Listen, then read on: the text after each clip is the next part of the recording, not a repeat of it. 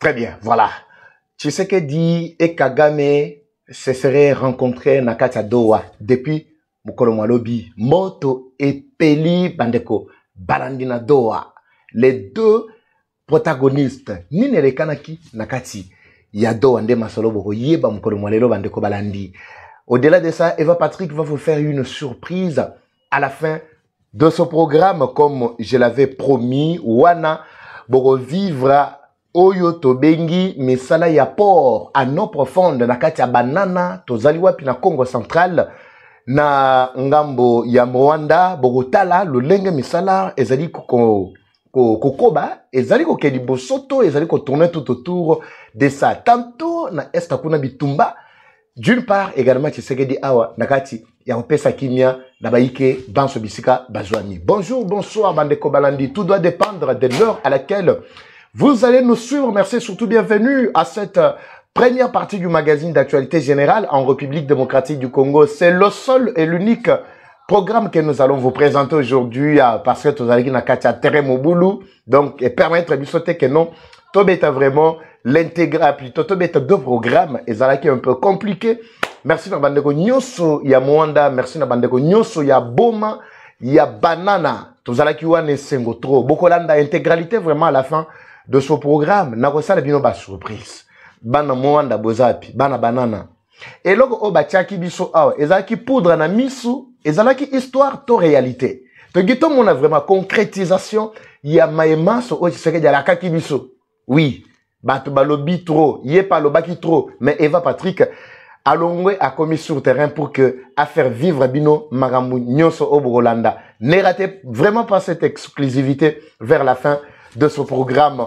Ekomela Pété Bandeko Balandi. Lelo et Ali Mukolo Mwambisatu le 5 novembre 2025. Ne Tozaliko Megako Beta. Vraiment, c'était na Maïko Tala Mboka Nabiso Bandeko. On décolle pour cet unique programme que nous avons aujourd'hui. Nous commençons d'abord par la situation à Doha. Et Paiwapi, chef de l'État, Félix Tshisekedi, na Mitiopi, Bakutanaki, paraît-il, Bakutanaki Mkolomwa Lobi na kati ya Doha. Bayambaki Bango, est-ce que Basololi, Nini, Eleki, Nakati, Nesikawada. Alors, oh tata oya Qatar. D'abord, je recommence pour vous expliquer que pour parler jusque-là, des accords ndemutezali ko régner. Donc, c'est-à-dire, accord à mon côté, nan ne signame.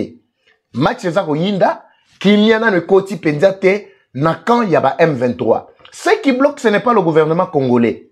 Ou ba bazali ko bloqué, ezali ba yangambo ya Kinshasa te. Ezali ba divergence au sein de l'AFC M23. Moto epeleli bango, comme je vous avais expliqué, il y a déjà 3 branches. Il y a AFC M23 na kati ya Doha. Moko bakangani bazali impliqué na kati ya ba atrocité. Je vous avais fait lire le document, n'est-ce pas? Et aussi le tweet, il y a chargé bureau d'études, il y a Maimatali ko examiner ba crime na kati ya Afrique. Alors, rencontre ya Liboso et plutôt délégation ya Liboso, ba kweki na kati ya nini ya embuscade. Wana tozo konte bangote. Yami balende siko baye kokota nakati yaba pour parler oyo ezali ko sila wana te nde batu yangambo ya Kabila. Yasuka nde siko ba oyo bazako tout atoloki baza batu yananga. L'objectif principal na nyonso ezali bazoluka par quel moyen babima nakati ya ba crime wana. Ils n'ont plus besoin que Bape Sabango ba poste de responsabilité. Ceux qui ba sengi ba poste, ceux qui que ba fandi, batika na ba zone bisika ba zone, c'est juste ils veulent avoir la garantie que atako ceux qui ba bibi ba kei, base à la sous-sécurité ou soit ba sécuriser bango ba inquiéter bango te. C'est ça l'inquiétude et loko liboso ou ezali ko sala bango. Et loko ya mi balé bandeko balandi. Ezali ke bitumba o bazana ngona katia ko sala, objectif na bango n'est plus atteint. Oyo ya branche ya Kabila balingi bazala na garantie ya survie na bango. Lobi kuna na bango ekozana ndengini na bananga o bazalaki condamné. Heureusement que Nanga l'avait déjà dit au préalable, mais oya suka nde bazali koluka ba seme kaka terreur wana ndengambo ya Kagame na batunaye. Bango bazali koluka par tous les moyens ba seme terreur, insécurité ezala toujours à l'est pour que Kagame a profité à continuer kaka na ko exploiter ba minerai na biso. Alors, nakati ba groupe Union Sowana divergence ya makasi eza na kati ya korégner. Rien n'avance entre eux. Kinshasa reste toujours plutôt décisif na ba mikano oyo yazwaki. Kinshasa lobaki nini makambo ko négocier na ba pantin ezate. Soki ke pantin aye bakoyoka ye et surtout bakoyoka mutu o atindi pantin réellement a expliqué, a proposé cahier des charges na ye. Voilà la divergence, c'est ce qui a bloqué la situation. Mais descente, il y a chef de l'État, Nakatia Doha, ainsi que Michopi, Nakatia Doha. Mais Michopi, Azali contraint pour Ayoki déjà que Donald Trump a joué la bango d'ici le 13 novembre, il y a moins Oyo. Novembre, Otozo le Bela, Oyo, né Oyo. Azali, plutôt rencontre à Mounene et Zose la bango, Donald Trump a ébissé bango et Sengeli Bossala par tous les moyens. Ce qui est na tweet, il y a Boulos, Massad Boulos, Bokomona, tout ce qu'il a déclaré au effort à lobby, à Watoza na posta que respect à cesser le feu et salement pour permettre à ce qu'il y ait un accord que le chef de l'État, il y a à Amérique, Donald Trump, a causé là. Parce que bientôt, tu sais que Dina Kagame et ce n'est pas Koutana Lissousou, Nakati, il y a Washington. Alors, la situation reste tendue pour le moment. Bandeko Balandi, merci. Voilà, la monnaie éclairage commis au matin. Très bien, ceux qui m'ont moulé Pessi, en tout cas, ne vous troublez pas, ne vous dérangez pas. Toujours Bunda pour que Topé Sabino, information, malgré la qualité, il y a image ezali indépendamment de notre volonté. Voilà ce qui crée maintenant divergence au sein de l'opinion. Mathieu Bebeli Bango Bandeko Balandi. Voilà la dimension, le degré, tu sais qu'il y a commis ici Kagame. Na rencontre émir de Qatar à Yambi Bango chacun l'un après l'autre. Selon toujours l'information na biso oyo chef de l'État congolais Félix Tshisekedi a sololi na émir de Qatar a pesi position na ye. A ebise que magamnyo so bango ba ko sala awa. Pour ça na bango ba komi oluka bakima. Alors côté na biso soki ke balobi baza ba congolais. La question to la condition du bosso pour que ba fande autour d'une table ezali ko libérer ba zone occupée. Wanande Tshisekedi a ebisi émir de Qatar clairement noir sur blanc. Ce qui est, bango bazo réclamer que non, mouvement eza biso ba congolais, boyena bo tout ça et sengeli ba congolais ba sala nini, ba longwa ko occuper illégalement ba territoire bisika bango bazali ko siama. Pour ceux qui ba longwete, moto et ko katate. Biso to continuer kana moto jusqu'à ce que bango tout ba ko sila parce que bango ne ba kenda ko funda gouvernement congolais kuna babi Kinshasa ne mutazali ko bombarder biso azo permettre que to Toyokana pour que pour parler Ekende Liboso. C'est alors que Tshisekedi a éclairer l'opinion lobby qui ici, avant d'engager n'importe quelle discussion, quoi que ce soit, et Sengeli, Bangonyo Sobato, sa résolution 72-73. Ndekleboa, Oyo, 27-73 plutôt. Ndekleboa, Oyo, et Kotisi Bangon la Katia Bouluyeke, Bandeko Balanti. Côté na bango balobinini babi ke muluba wana toyebiye bango babenga Tshisekedi kuna babenga ye muluba wana toyebiye yazalaka na tongo signé na pokwa abaluke libino.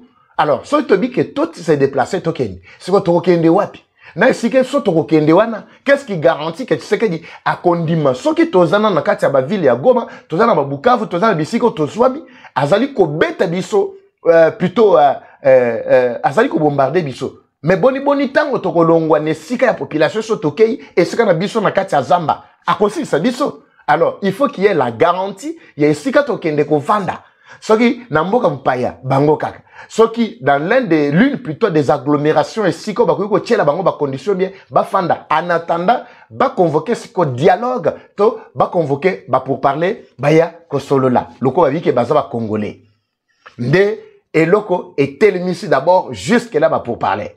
Mais ba émir to ba médiateur ya Qatar ba lobi ke bazo bunda par tous les moyens pour que ba relancer ba pour parler lobby kuna totala ndenge eko salema bandeko balandi. Mais sur terrain pour tout le matcheza ko be batongo midi pourquoi sur terrain ba kamako tergiverser zate. Tshisekedi est en train de protéger sa population. Bandeko Balandi. Je ne veux pas déplacer les termes ici pour non violation du cessez-le-feu. Non. Tu sais que Diazali ko assumer défense légitime. Autobengaka self-défense. Donc, c'est-à-dire, bombardement, comme je vous avais expliqué, mon lobby, na Arsenal Mobimba. Na Oyonyoso, qu'on a acquis Libanda par quel pays? Na Golobate, et Zana Katia, ko Sala Moussala Kitoko. Bandego Likasi, il y a 2 jours, vous avez vu la visite, n'est-ce pas? Soukomi Balé, Leki, juste qu'on visiter. Bandeko Yagoma, vous avez vu, bah, Oyo Bazali, côté à Mugunga, bah, Bazali, Nanirangongo, ils ont vu également l'Olenge. 2e tour, il y a bah, plutôt bah, armée des chasses Nabiso et Leki. C'était juste armée, il y a reconnaissance. Avion pour la reconnaissance sur le terrain. Alors, j'avais lancé le message depuis avant-hier, tout en alertant également tous ceux-là qui tiennent encore le coup, et surtout les ennemis. J'avais alerté clairement que Babunda Basala, par tous les moyens, Babima Bisika Bango Bazwami.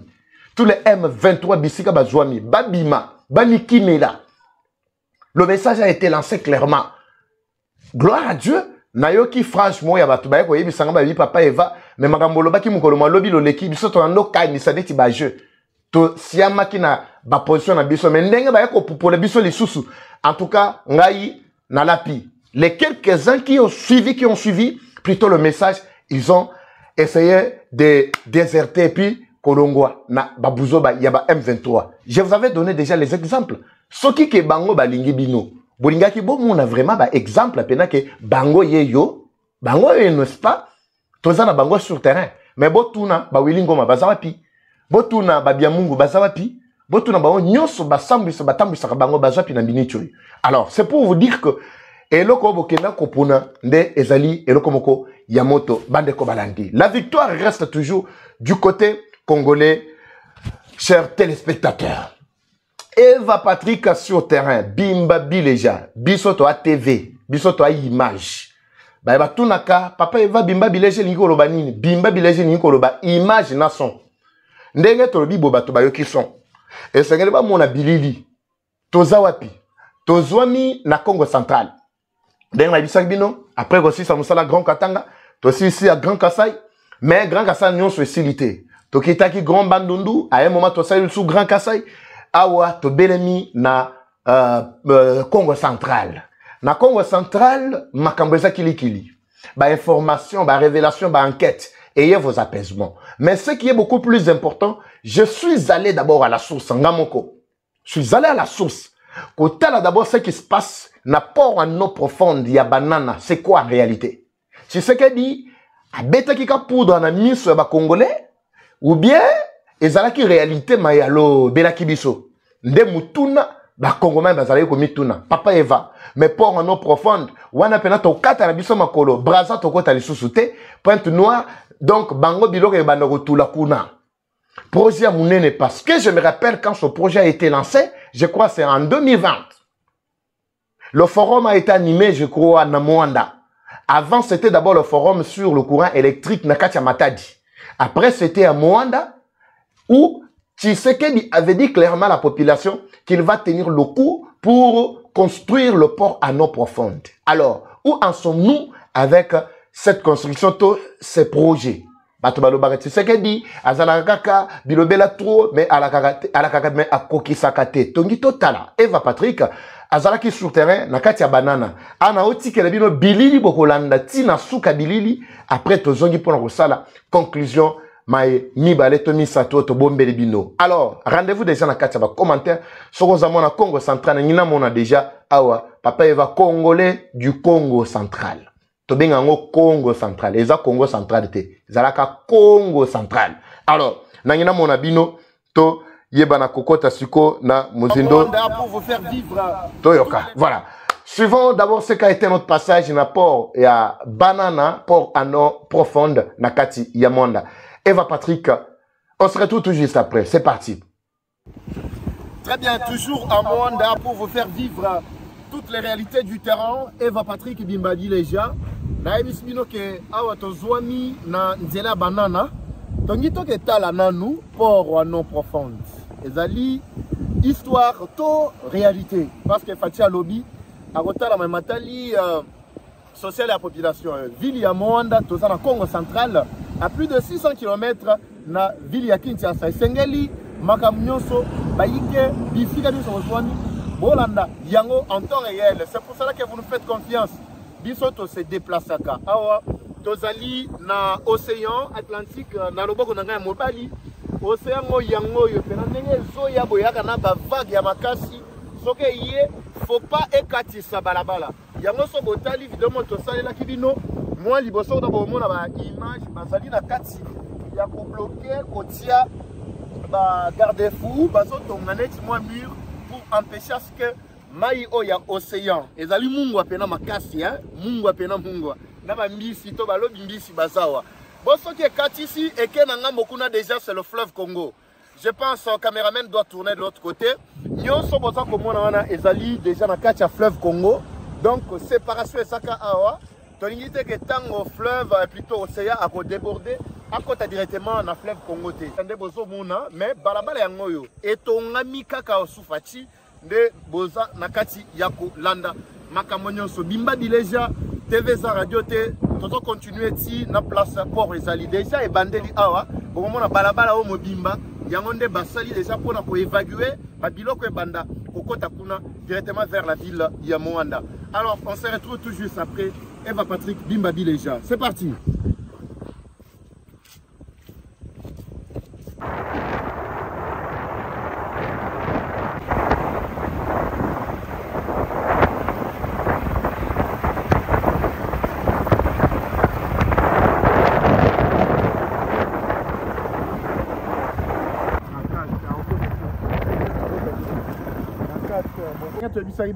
Déjà en route vers port à nos profondes. Nous sommes à Moanda. Nous devons visiter et puis nous rassurer de la praticabilité, bien sûr, mesdames et messieurs, de ces travaux qui ont été amorcés par le chef de l'État dès son accession au pouvoir.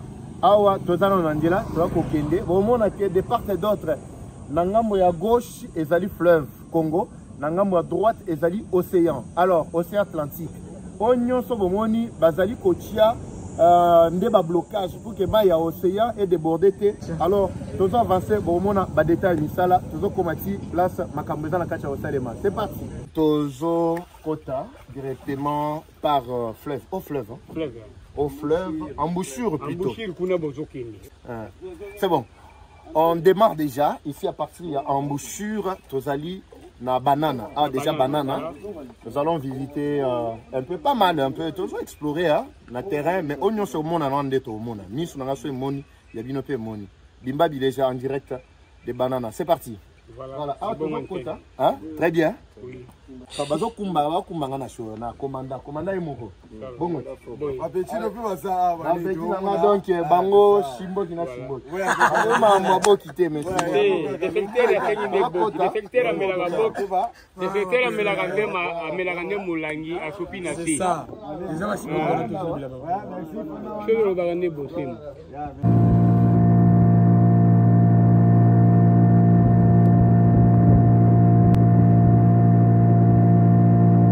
Voilà, très bien, comme vous l'observez très bien, nous sommes là de plus près pour vivre par réalité la port banana. Port banana, bon comme on a vu dans Bilili, Eva Patrick, je suis Bouatou parce que côté qu'on a le lenge misale zako sale makafu kafu moyen to kota vraiment. Je disais tantôt que nous sommes là sur l'océan Atlantique. Tozu ba risque nyonso plus possible pour vous servir. Wana pour visiter port à eau profonde. Misale ezali ko sale makitoko. Bomoni que to contourner pour tout le monde lango vraiment de plus près. Ngana zami sur Mabino.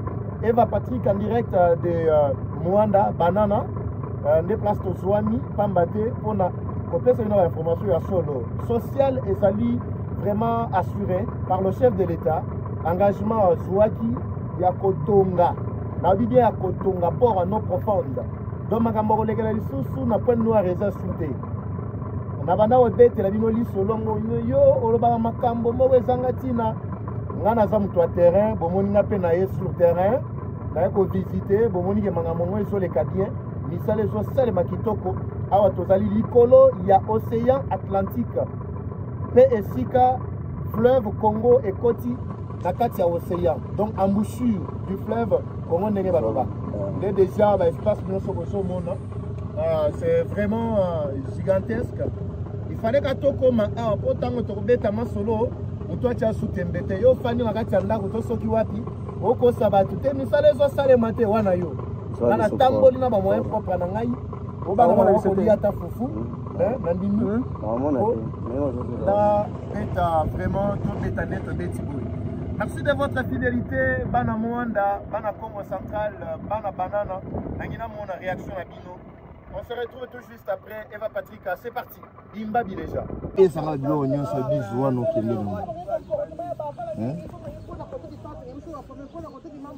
c'est américain, on a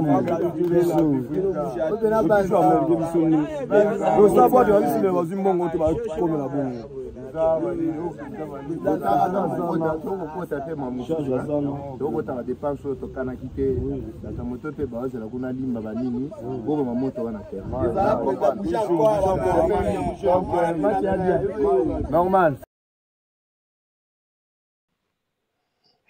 Très bien, voilà. Vous avez suivi, là, c'était notre passage à Banana. Je dois dire deux mots, permettez, il faut que Naloba. Ah, biso, na terrain bâti le biso. Biso na toi terrain. Donc, Mamoussou, tu as vraiment va commentaire belé. Voilà. Et si kawana, balabala, on a télémis en place, on a. Donc, ça en place, à balabala, on a vraiment. Bota la balabala, je commence d'abord par ici. Et la ligne des principales, oui, zali ko uta balabala on exapi. Très rapidement, voilà, bota à partir de wana. Et la ligne principale, balabala on zali ko uta juste la principale route zali na centre ville il y a Mwanda et Keiti Oyo et Kebo na droite et continue na beach, bakota beach, je vous avais parlé de ce qui se passe kuna na beach to na plage plutôt, na plage. Sikoyo, yami balé, nde ya gauche, tozo ki nangoti banana. Alors, nzela wana ezalai ko exister te. Wana, la précision aliboso, nzela wana ezalai ko exister te, basalango béton na ba béton, yamakasi kutu, ya osakana te. Meta mamoni que non, océan zalaki ko déborder, na loboko ya mobali, ndenge na sibebino, ezalai na océan, na ngambo yo, ba confluent, ya fleuve, tout consort, nde siko, bayeko loba, esengeli batia, mur moko munene. Mur wana ezali ko séparer océan attaque soki lingi et déborder parce que océan d'habitude nde débordaka et yé et touti koto et déborder koti pe na kati ya balabala. Alors ata soki yé et touta pebeni wana bokomona ba mur wana o d'abord ezala fondation nango mur wana ezali mwa liboso wana voilà. Balabala wana ezali tellement munene que attaque mayeye lolenge Gani ekoki kokota place wanate. Alors, ça c'est aussi la précision, mon soso bandeko balandi. Alors, une autre précision. Tango to tamboli, to komi, juste na banana, nous avons constaté que bandeko na biso, bazalaki wana, bandimi komi biso d'abord na boîte, parce que photo zala na kati, pour être total de loin, parce que côté kuna bakangi, et aussi misala tellement que, moi ma belle, tellement belle, ils ont permettre que, le passage ezala ba engin tout ça c'était un peu bloqué. C'est alors que tozo ki ba risque nyonso ya kokota boîte. Mais okomona mutu mususu afandi na kati ya ndako. Aosa la ba commentaire ezanga tina. Non tu sais qu'il ne fait rien. Et tu sais que ceci c'est là. Imaginez nous sommes dans un pays où bitumbe zali kotoka. Mais en même temps, tous allez ko vivre makambo boy. Nous étions là likolo pena ya mai. Wana je parle bien de l'océan. De l'océan biso wana pena. Ngai na équipe na ngai to bité tokota. Soki kokwe ya awa, mai wana océan ezala muzindo te. Bon, ezala plutôt na suka te muzindo nango ezala na suka te. Alors, to mi pesi vraiment cette discipline ya ukita souterrain pour vous faire vivre ces événements. Alors, nous avons constaté que les travaux sont en train d'être faits et réalisés là-bas. Dès à partir de la place wana, bomonake wana ezali que mususu nde babenga ba que oyo ba plasaka déjà partir ya wana ezana bateau moko munene bomonaki liboso na biso wana. Vous allez voir ce bateau là, retournez sur ce bateau là très rapidement. Vous allez voir ce bateau là, yangonde ezali ko sala balisage. Voilà, ndeto lobaka ezali ko permettre pour que mai baye ba profondeur ya mai bateau anezapi. Tout monango, toye ba profondeur ya mai et puis mabele et banape ko se positionner voilà. Ils ont déjà parti à bateau dans so tali pembeni on a déjà que non, ils ont déjà mabele o ba kotondi ça. Bazana katia kokota parce que eau profonde, c'est-à-dire ezali koya bato ezali ko mesurer koye besikama ezali et puis ko poussa na ndiela bazali ko tonga ndiela likolo ya mai ya océan. Je sais pas si vous comprenez. Tout ça se passe wapi na kati ya banana tozali na Congo central na Mwanda. Na ngambo kuna bokotu na ngamba peva me otozo mona na ngambo kuna ezali Angola. Voilà toza déjà na mboka bangolais. Bavano bakano rapide ezali ko tambola ko sa pe ba commerce ba trafic elongo Angola et ke koto yo surtout na côté ya Soyo. Bao bayebi déjà quoi wana bazana moi maîtrise. Alors, nous nous sommes donné la discipline ya kotambola pendant plus d'une heure. Likolo ya océan. Likolo ya océan pour voir l'effectivité ya misala wana pe kokomati na ngambo ya Angola. Tant to komi wana, on a visité même l'embouchure parce qu'à partir de la place nous sommes embouchure wana et ko misala ko za la place wana ya makasi. Voilà un peu bandeko balandi ce qu'on veut dire à la population. Et sengeli mangamususu oto yoka na géographie biso moko to mona yango. Et sengeli makamuchi seke dia la kakabiso et c'est biso moko peto vivre yango. Voilà un peu la raison de notre déplacement na kati ya esika wana. Soki ke misale za yoko sale mate, tonga to mona ta anje mon côté. Tonga to mona ta quelques boules ya mabelete. Ezali likolo mai nyonso bozo mona wana. Ezali likolo mai. Ma ezali gauche droite ti. Donc masoleza na kati ya ko betama binomo boyebi ke océan ezalaka nasukate bandeko balandi. Alors, c'était de notre devoir de vous faire vivre cela. Ba image est belé. Je vous ai dit que na sali musala kafu na Congo central. Lufu, Mbanjangungu, Matadi, Boma, Mwanda, Banana, Petit, na Manterne, Tchelande au comité à cause plutôt par manque plutôt il y a moyen, ba moyen na biso ezalaki limité. Comme vous le savez, tozo salangona ba moyen propre na biso. Alors, vous avez besoin aussi, vous sentir besoin de soutenir Bisso, n'hésitez pas, nous sommes là, vous pouvez encore nous prêter main forte pour que Moussala Otoali Kosala et Kende Liboso pona bolamu ba congolais. Batebele balobara papa va mais yo, tu sais que la foutaga yo tout ça. Yo kanti pona ça la faut que tu sais que la foutangai. Ata di fa na éviter na tika ko dama on penate. Alors, merci de votre fidélité bandeko Balandi. La guerre est rwandaise.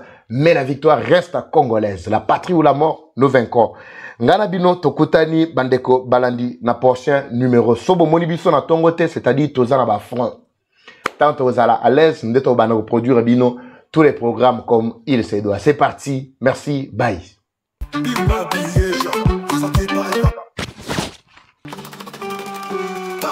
Bienvenue à tous sur Eva Patrick TV, une chaîne qui s'engage à vous informer en temps réel sur l'actualité nationale. Notre objectif, c'est de vous éveiller à l'esprit patriotique, mais aussi vous fournir l'actualité sur la situation nationale du pays. Au travers de nos recensions critiques d'actualité, nos émissions débats et nos reportages, nous allons souligner de vive voix les réalités qui gangrènent nos communautés. Eva Patrick TV aborde des questions socio-culturelles, politiques et économiques afin de créer un sursaut collectif. Alors, abonnez-vous à notre chaîne YouTube Eva Patrick TV afin de ne rien rater. Eva Patrick TV, un outil incontournable d'actualité en République démocratique du Congo. Eva Patrick TV, la fierté du Grand Congo. Bimba Bileja. Bimba Bileja, parole presti critique, journaliste ya écolo. Français, Lingala, Swahili, Chiluba, Kikongo.